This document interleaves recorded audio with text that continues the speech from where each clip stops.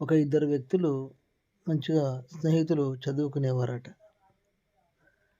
అందులో ఉదయం నుండి సాయంత్రం వరకు చదువుతూనే ఉండేవాడు ఒక సహోదరుడు. మంచి క్లెవరు, క్లాస్ ఫస్ట్ ఉండేవాడు. అదేవిధంగా ఇంకొక సహోదరుడు, వాడు ఎప్పుడు చూసినా తిరుగుతూనే ఉండేది. 80 ఏళ్ళు మా క్లాస్‌మేట్లు మాతోనున్నతను. ఎప్పుడు చూసినా తిరుగుతూనే ఉండేది. వాడు తీరా ఎగ్జామ్ రాస్తే వానికి ఎన్ని మార్కులొచ్చినాయి?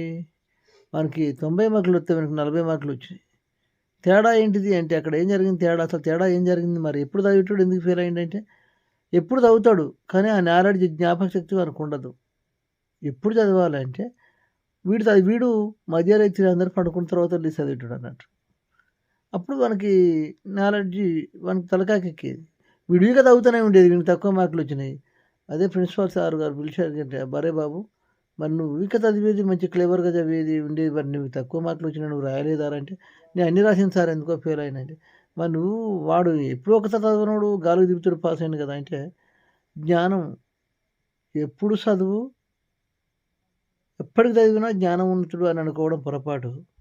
చదివేవాడు ఏదో ఒక టైంలో గంట, 2 గంటలు కరెక్ట్ చదివితే వాడు పాస్ అయితాడు.